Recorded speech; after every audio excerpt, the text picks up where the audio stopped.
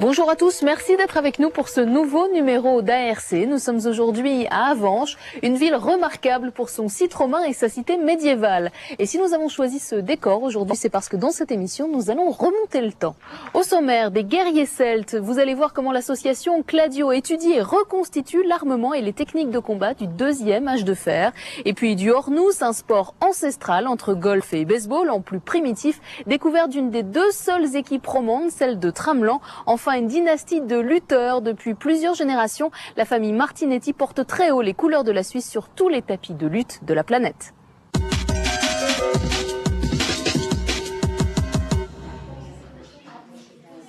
Mais pour commencer cette émission, on va faire un grand retour en arrière de 2 millénaires au moins pour se plonger dans le monde des guerriers celtes. Cladio est une jeune association qui étudie et qui reconstitue l'armement et les techniques de combat des guerriers celtes du deuxième âge de fer. Une association qui intègre démarches scientifiques et pratiques artisanales. François Heger.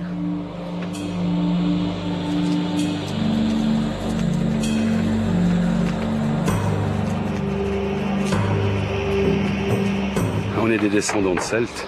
Je suis un Celte, je suis un vrai guerrier. Fou non, je crois pas. Nous, à l'occurrence, c'est entre le sport et la recherche scientifique. C'est sûr que pas tout le monde comprend cet esprit-là. Mais nous, on sait où on va. Nous sommes bien au XXIe siècle, à l'ère du Game Boy, de l'interaction virtuelle et de la conquête sur Mars. Perdu dans ce monde, une étrange tribu. Remontez, descendez. J'essaie de transformer une bande d'étudiants dans des combattants. On essaie en même temps de développer quand même des techniques de combat et essayer de s'imaginer comment à l'époque des Celtes les combattants se sont entretués. Ce qu'on appelle en termes scientifiques de l'archéologie expérimentale. Parce que sous ces boucliers se cachent bel et bien des étudiants et professeurs de l'université de Lausanne. Ils constituent le pan scientifique de l'association Cladio. Ils étudient et testent grandeur nature, armement et techniques de combat du deuxième âge du fer. Tu le piques avec la lance, tu ne la jettes pas. Hein, parce que la lance, ça reste quand même ton arme première. Ça nous apporte énormément d'informations, ça nous permet de mieux analyser les représentations figurées, mais aussi de mieux comprendre en fait, on va dire l'économie d'un combat protohistorique. Et monsieur le professeur, la protohistoire, c'est quoi exactement? En fait, le terme de protohistoire signifie qu'on a affaire à des périodes qui sont antérieures à la généralisation des sources écrites. Donc les Gaulois n'ont pas écrit sur eux-mêmes et donc sur leurs combattants. Et il faut donc utiliser soit des littératures d'autres peuples, les latins et les grecs, ou d'autres types de documents, notamment les documents archéologiques.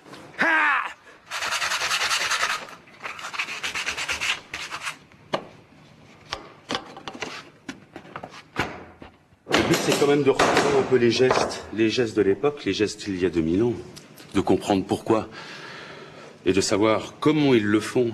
L'intérêt est dans, je dirais, dans l'expérimentation et l'archéologie de reconstitution. Car l'association Cladio ne s'arrête pas au monde universitaire. Elle façonne aussi ses propres armes. Les découvertes académiques servent à retrouver la fabrication originelle de l'armement celte. Xavier est le fondateur de l'association. Il joue le rôle de trait d'union entre le monde scientifique et les artisans qui s'impliquent dans le projet. 50 fouilles archéologiques m'ont amené à me dire, maintenant, j'ai trouvé pas mal de pièces, comment sont-elles faites? Et pour l'archéologie, l'artisanat est devenu très important, l'artisanat d'expérimentation.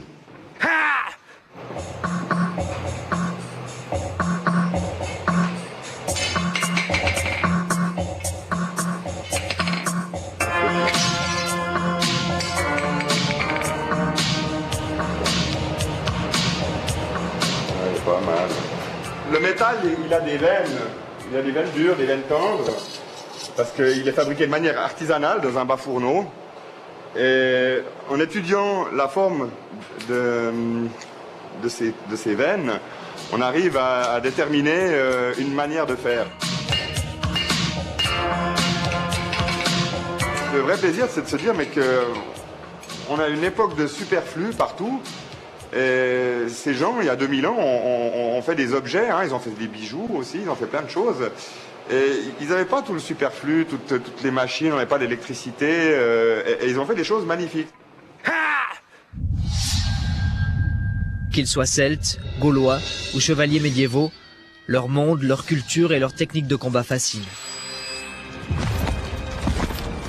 Un savoir guerrier qui se transmet par des techniques modernes, cinématographiques, ou plus simplement par un retour en arrière de plus de 2000 ans.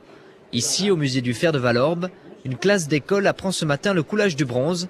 Pour Xavier, son association a un réel devoir pédagogique. Et c'est parti, regardez. Hop, il faut que ça aille très vite. Là, il est très pâteux. Hein. Le message est assez ludique. Le but est de leur faire prendre conscience de notre passé historique, de notre passé archéologique et du passé artisanal qu'il y a eu à Valorbe. On donne des coups avec. Mais ça servait aussi pour se battre, on frappait avec. Entre la recherche scientifique, l'expérimentation pratique et le souci pédagogique, Cladio touche un vaste champ d'action. Pour l'amour d'une période de l'histoire, d'une culture et d'une technique de combat, les Celtes du deuxième âge du fer n'ont qu'à bien se tenir pour préserver leurs secrets les plus intimes. La Furie Cladio est toujours là, à l'affût de nouvelles découvertes.